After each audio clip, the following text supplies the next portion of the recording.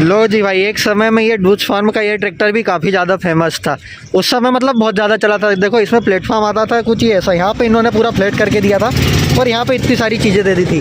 पुराने ट्रैक्टर में भी भाई काफ़ी दिन पहले सस्पेंडेड पेडल दिया करते थे और इसमें कुछ ऐसी सीटिंग थी जिसमें यहाँ पे आपको डैशबोर्ड ऐसा देता था जैसे एयरलाइन वगैरह में नहीं आता, यहाँ पे एकदम एक्सीलेटर वो वाला मिला करता था।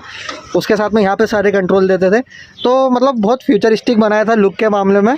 पर ये शायद उतना चला नहीं यार, मतलब फेमस नहीं हो पाया। यहाँ पे इसके गियर के ऑप्शन हो गए, यहाँ पे इसके लिफ्ट के ऑप्शन हो गए, इधर पे हाई लो का ऑप्शन हो गया, यहाँ पे पीटीओ का ऑप्शन हो गया और ये कुछ ऐसा कुछ प्लेटफॉर्म था इसका। और इधर भी पीछे काफ़ी ज़्यादा जगह थी और यहाँ पे भाई थोड़ा सा कंजेस्टेड रहता था। बाकी किस किस पास में डूज फार्म में कमेंट करके ज़रूर बताओ भाई कैसा ट्रैक्टर है और आपने कितने में लिया था।